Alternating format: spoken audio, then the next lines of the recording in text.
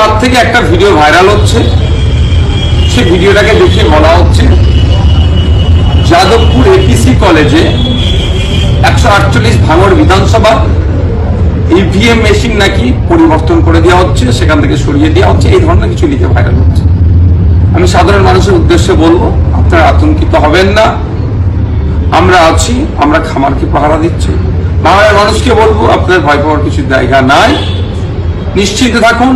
আপনারা যেমন নির্বিঘ্নে ভোট দেওয়ার ব্যবস্থা করা হয়েছে, আপনারা নির্বিঘ্নে ভোট দিয়েছেন, ইভিএম মেশিনের 5 নম্বর বোতামটি খামছে। আমি অনেক আগে বলেছিলাম যে আমাদের নেতৃত্বরা আছে, অঞ্চলের নেতৃত্বরা আছে, বিধানসভা নেতৃত্বরা আছেন, তারা খামারটা পাহারা দেবে। এখনো আমি যাদবপুরে আছি, এপিসি কলেজে আছি, প্রতিনিয়ত আমি থাকছি, আমাদের নেতৃত্বরা থাকছে, তারা সজাগ পাহারা দিচ্ছে। এবং এখানে যারা কেন্দ্রীয় বাহিনী আছেন, যারা দায়িত্বশীল আছেন, তারাও যথেষ্ট সজাগ আছেন। সুতরাং ওই ভিডিওটি যাদবপুরের এপিসি কলেজের সাথে কোনো সম্পর্কিত নয়, কোনো সম্পর্ক নয়। বিশেষ করে ভাঙড় বিধানসভার যেখানে ইভিএম মেশিন আছে, ওই জায়গার একটা ভিডিও নয়। বিভ্রান্ত হবেন না।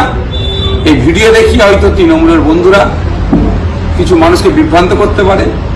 আমরা যতটুকু খবর পাচ্ছি, নাকি কোন এক রাজনৈতিক দলের এজেন্ট হতে চাইছে না, কাউন্টিং এজেন্ট হতে আসতে চাইছে না, তাদের মনোবলকে বাড়ানোর জন্য এই ধরনের গল্প ফাটতে পারে।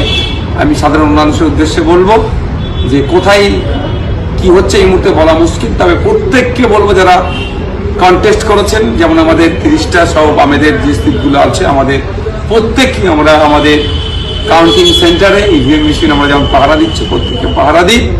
কোনো মতেই একটা জনগণের ভোট না লুট হয়।